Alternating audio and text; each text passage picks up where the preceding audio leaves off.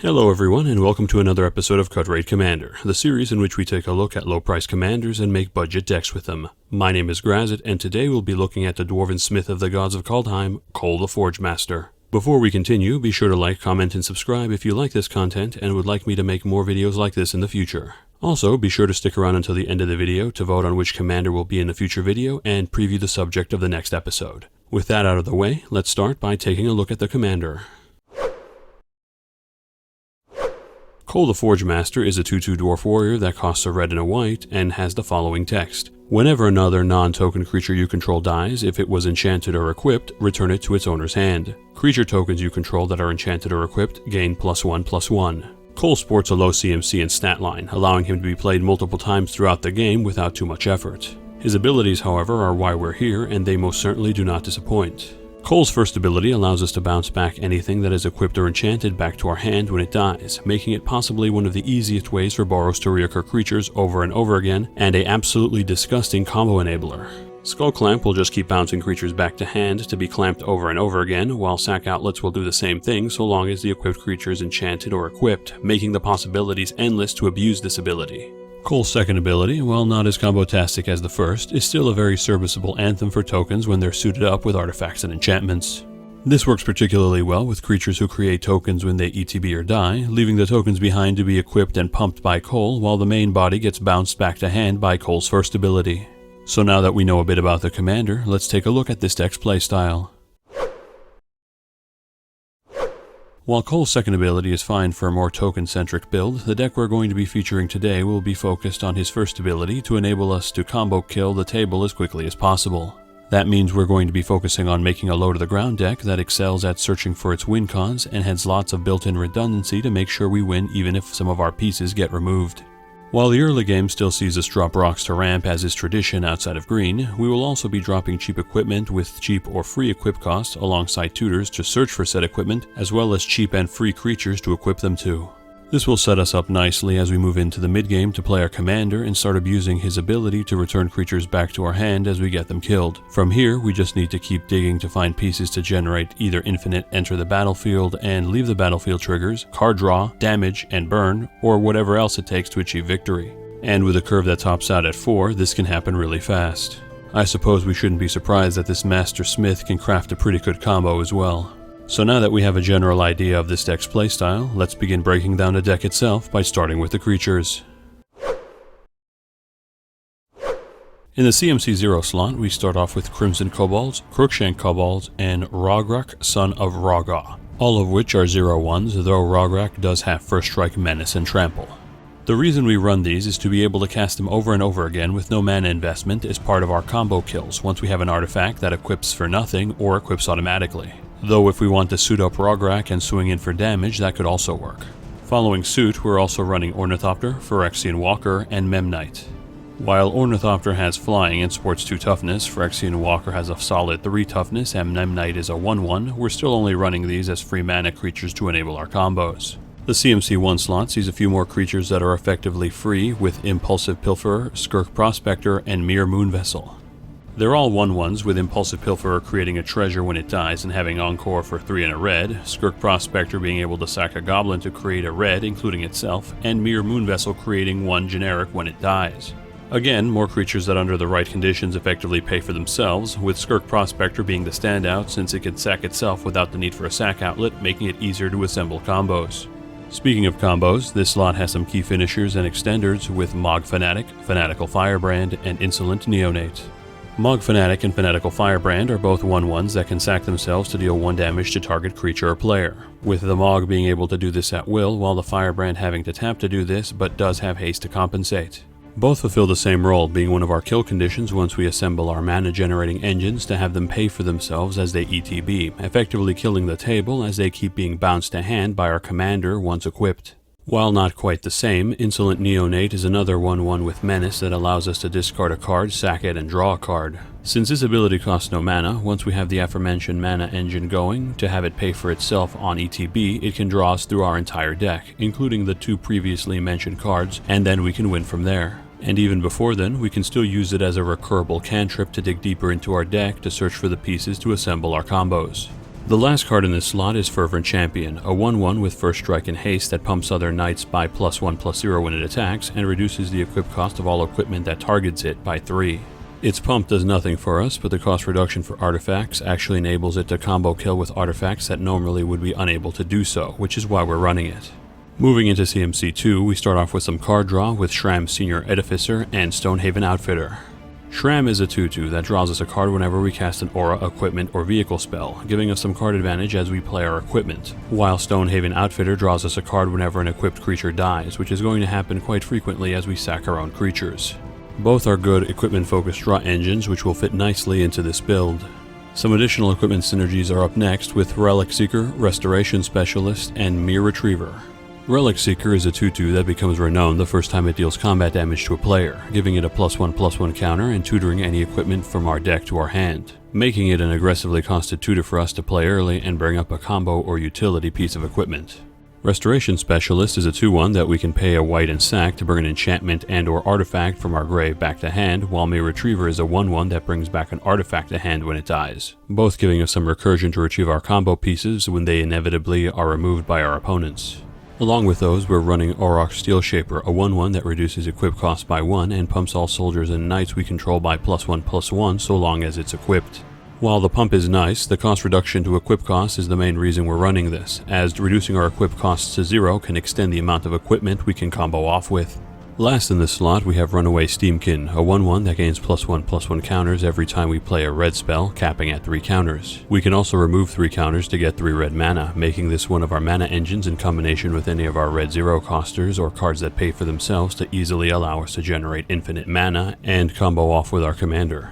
Moving into the CMC 3 slot, we have some card draw with Mentor of the Meek and Akiri, Fearless Voyager. Mentor of the Meek is a 2/2 that lets us pay 1 and draw a card whenever a creature with power 2 or less ETBs, giving us some decent card advantage as we play our lower power creatures. Akiri, Fearless Voyager, is a 3/3 that draws us a card whenever one or more equipped creatures attack a player, as well as letting us pay a white and unattach an equipment from a creature we control to make it indestructible and tap it, giving us some serviceable card draw and protection for our key creatures. Next in the slot is another mana engine with Birgi, God of Storytelling, a modal DFC that's a 3/3 god on the front side that generates a red anytime we cast a spell, and allows our creatures to boast twice. While its back half, Harnfeld Horn of Bounty, is an artifact that costs 4 and a red and allows us to discard a card to exile the top 2 cards of our deck, allowing us to play those cards until the end of the turn.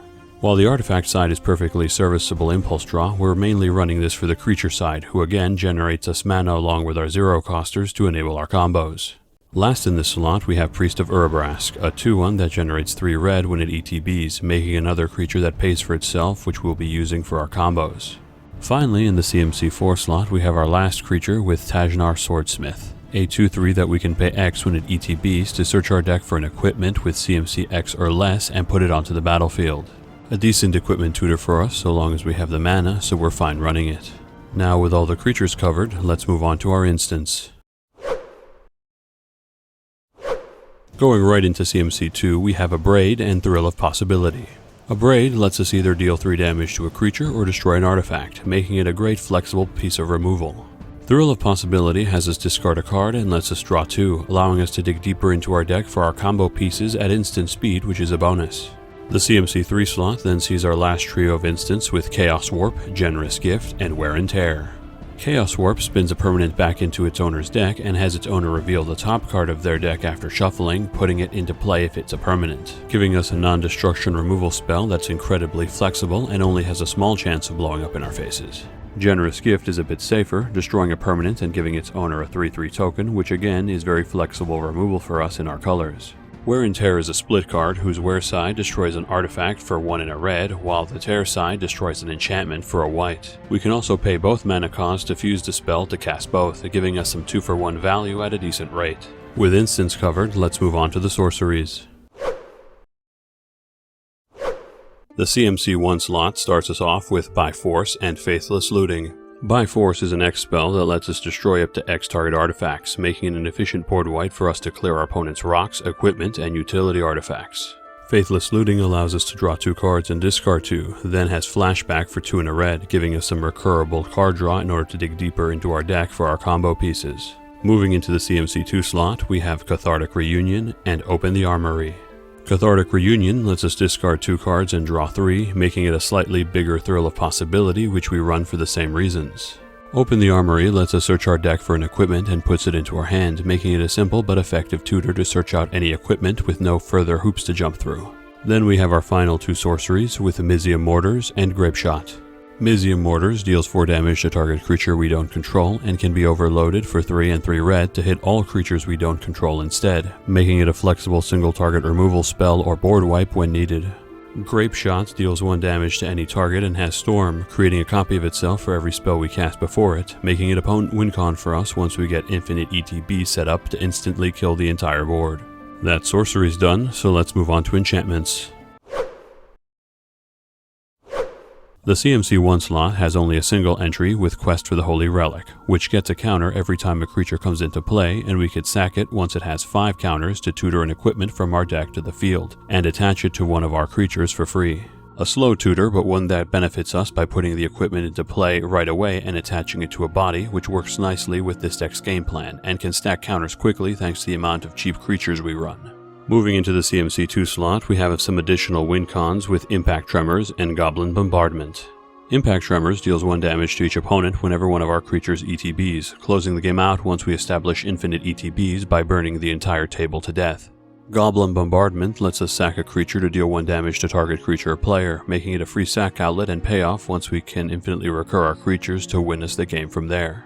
The CMC3 slot is another single entry slot with Forging of the Tyrite Sword, a saga whose first 2 chapters create a treasure token and whose last chapter searches for Halvar, God of Battle, or an equipment from our deck and puts it into our hand. This tutor is very slow, but it does have the benefit of ramping us for its first 2 chapters, so we'll happily run it. In the CMC4 slot, we have our final enchantment with Outpost Siege, which when it ETBs has us choose either Cons or Dragons. If Cons is chosen, we then exile the top card of our deck every upkeep and can play it until end of turn. If Dragons is chosen, then anytime one of our creatures leaves the battlefield, Outpost Siege will deal 1 damage to any target. 9 times out of 10 we'll be choosing Dragons to take advantage of sack outlets and recursion to win the game, but we can play it for Impulse Draw if we're missing any key pieces to complete our combos. That's enchantments done, so let's take a look at the artifacts.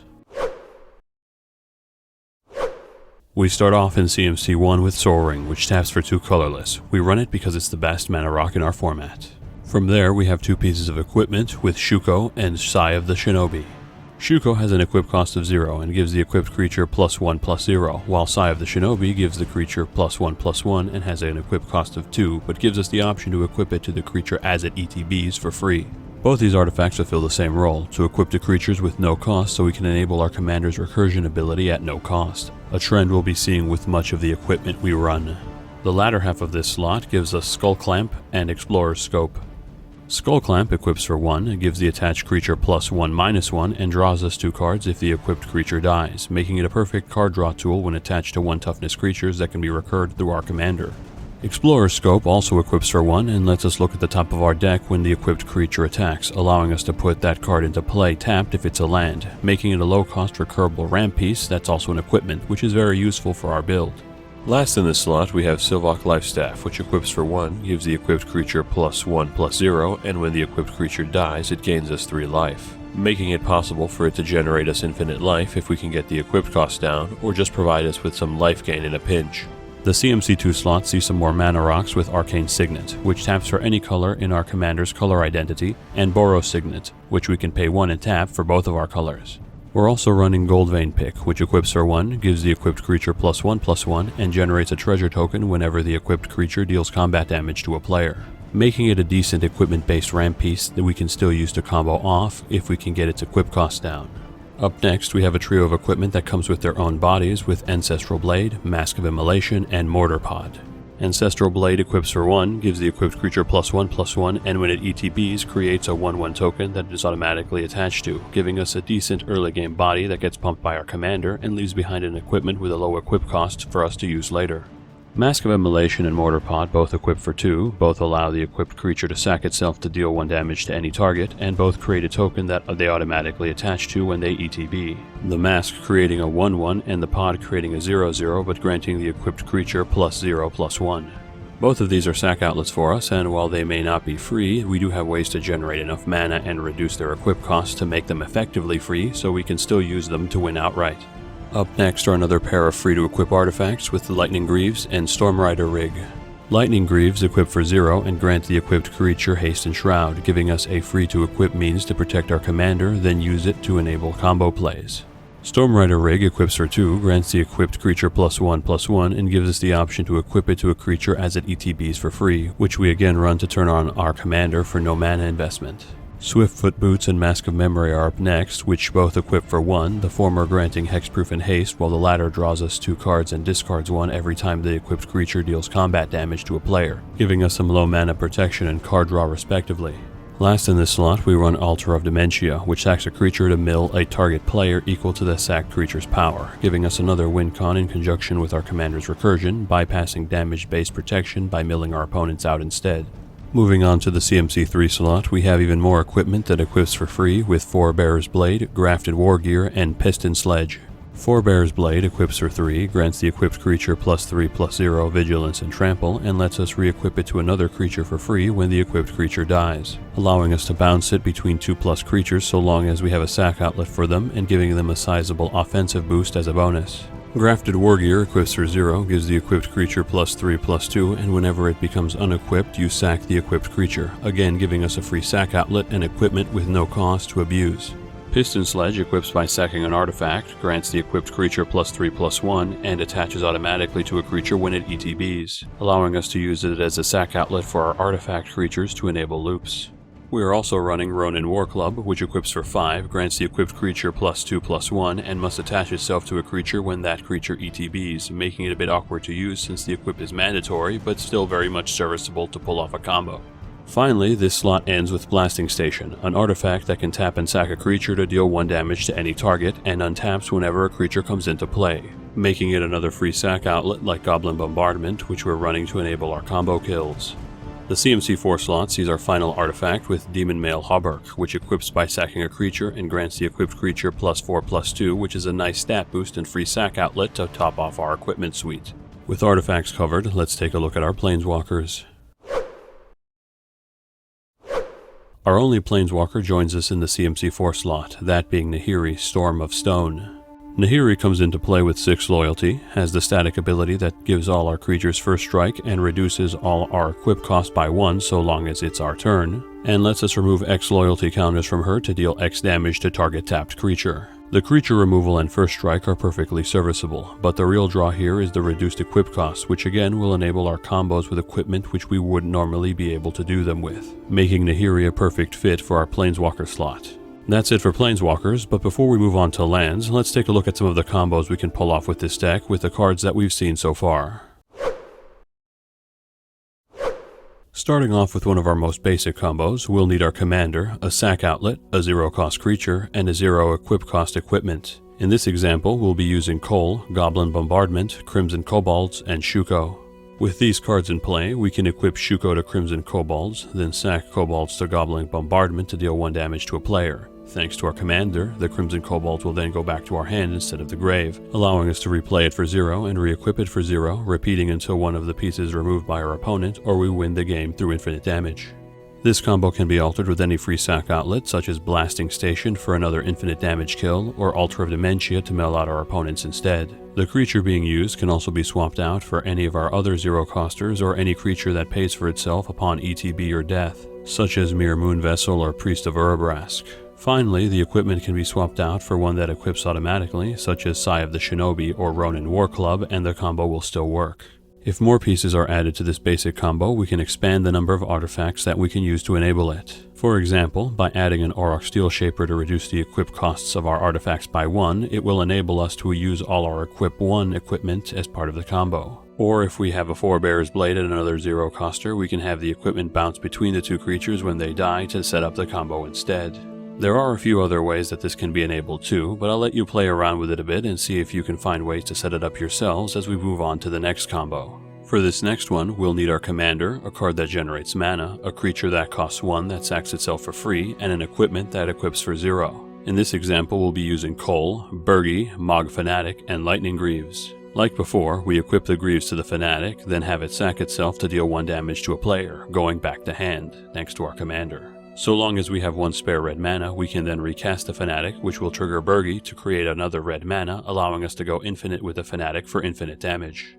Runaway Steamkin can be subbed in for Birgi, but we'll need at least 3 open red mana for this to work. The Mog Fanatic can be swapped for a Fanatical Firebrand to enable the same combo, or for an Insolent Neonate to draw through our entire deck to search for the Mog or Firebrand respectively, then continue the combo from there. And again, we can add the same cards from the other combo to expand our options.